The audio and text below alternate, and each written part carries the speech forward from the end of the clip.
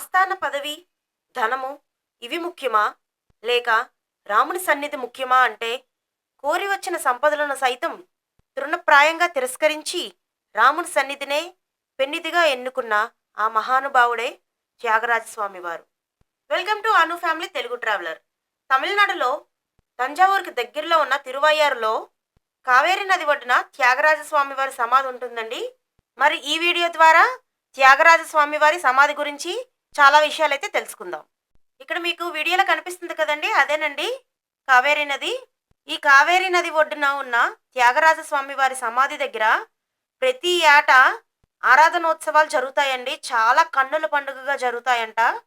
ఈ కార్యక్రమంలో పాల్గొనడానికి దేశం నలుమూలల నుంచి కూడా సుప్రసిద్ధ కర్ణాటక సంగీత విద్వాంసులు, సంగీత విద్యార్థులు పెద్ద సంఖ్యలో వచ్చి పాల్గొని త్యాగరాజస్వామి వారి కీర్తనలను గానం చేస్తారంటండి. త్యాగరాజ పంచరత్న కీర్తనలను బృందగానం చేస్తారంట. ఇక్కడ మీకు వీడియోలో కనిపిస్తుంది కదండి, ఇదేనండి త్యాగరాజస్వామి వారి సమాధి. కర్ణాటక సంగీత ప్రపంచంలో త్రిమూర్తులుగా ముత్తుస్వామి, శ్యామశాస్త్రి గారు, త్యాగరాజస్వామి వారు ఖ్యాతి పొందారంటండి.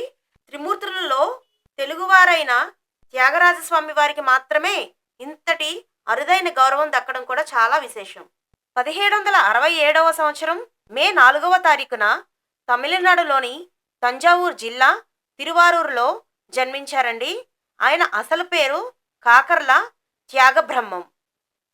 భక్తులు, సంగీత అభిమానులు త్యాగరాజుగా అలాగే త్యాగయ్యగా పిలుచుకుంటున్నారు. రామభక్తుడైన త్యాగరాజు పూర్వీకులు ప్రకాశం జిల్లాలోని కాకర్ల గ్రామానికి చెందినవారు. బాల్యంలో సొంటి వెంకటరమణయ్య గారి దగ్గర సంగీతం నేర్చుకున్న త్యాగరాజు గారు అనతి కాలంలోనే వాగ్గేయకారుడిగా ఎదిగారు. శిష్యుడి గురించి తంజావూరు రాజుకు సొంటి వెంకటరమణయ్య గారు సిఫారసు చేయగా రాజు ఆయనని ఆహ్వానించారు. సభకు విచ్చేసిన త్యాగరాజస్వామి వారిని రాజు విలువైన కానుకలను సమర్పించి ఆస్థాన పదవి అలంకరించమని కోరారు.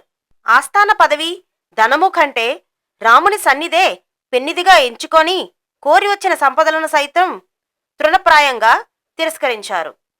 చరమకాలంలో సన్యాసం స్వీకరించి తన శేష జీవితాన్ని ఎన్నో అపురూప కీర్తనలను రచిస్తూ తిరువయ్యారులో గడిపారు. 1847వ సంవత్సరంలో పుష్య బహుళ పంచమి నాడు తిరువయ్యారులో సమాధి పొందారు. ఆయన అంత్యక్రియలు కావేరీ నది ఒడ్డున జరిగాయి.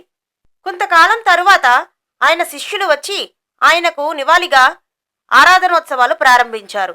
1921 వరకు 2 బృందాలు ఈ కచేరీలు నిర్వహించేవి. అయితే ప్రఖ్యాత నర్తకి, గాయని అయిన బెంగుళూరు నాగరత్నమ్మ ఇక్కడ త్యాగరాజస్వామి వారికి విగ్రహాన్ని ప్రతిష్ఠించడమే కాక అంతవరకు స్త్రీలకు ప్రవేశం లేని ఆ ఆరాధనోత్సవాలలో స్త్రీలు పాల్గొనేలా ఉద్యమాన్ని ప్రారంభించింది. తానే స్వయంగా వేదిక కట్టి ఆరాధనోత్సవాల్లో కచేరీలు ఇచ్చేది. అంతేకాదు శేష జీవితం ఇక్కడే గడుపుతూ తన ఆస్తి ఐశ్వర్యాలన్నీ కూడా త్యాగరాజస్వామి వారికి అంకితం చేసింది. ఈ పోటాపోటీ కొనసాగుతుండగా ఇది సరైనది కాదని 1940వ సంవత్సరంలో అందరూ కలిసి సామూహిక ఆరాధన చేసే ఏర్పాటు చేశారు. అప్పటి నుండి ఆ తిథిని బట్టి 5 రోజుల పాటు ఆరాధనోత్సవాలు నిర్వహించడం ఆనవాయితీగా వస్తుంది. ఆ 5 రోజులు కూడా ఆరాధనోత్సవాలు చాలా ఘనంగా జరుగుతాయంట. ఎంతమంది వస్తే అంతమందికి కూడా అన్న సమారాధన కూడా చేస్తారు. చాలా బాగుంటాయంటండి ఉత్సవాలు. త్యాగరాజస్వామి వారు పూజించిన శ్రీరాముడి విగ్రహాలు కూడా ఈ ఆలయం లోపలే ఉంటాయి. తిరువయ్యారుకు ఆ పేరు ఎలా వచ్చిందంటే, తమిళంలో తిరు అంటే పవిత్ర, ఐ అంటే 5, ఆరు అంటే నది అని అర్థం. 5 పవిత్ర నదుల మధ్య ఉన్న ఊరు కావడం వలన తిరువయ్యారు అని పిలుస్తున్నారు. తంజావూరు నుండి తిరువయ్యూరుకు చేరుకోవాలంటే ఈ 5 నదుల మీద నిర్మించిన వంతెనలను దాటుకుంటూ వెళ్లాల్సిందే. ఆలయం లోపల త్యాగరాజస్వామి వారండి. ఈ వీడియో మీ అందరికీ నచ్చినట్లయితే తప్పకుండా లైక్ చేసి, షేర్ చేసి, సబ్స్క్రైబ్ చేసుకోవడం మర్చిపోకండి. అలాగే బెల్ ఐకాన్ని కూడా ప్రెస్ చేయండి. Thanks for watching.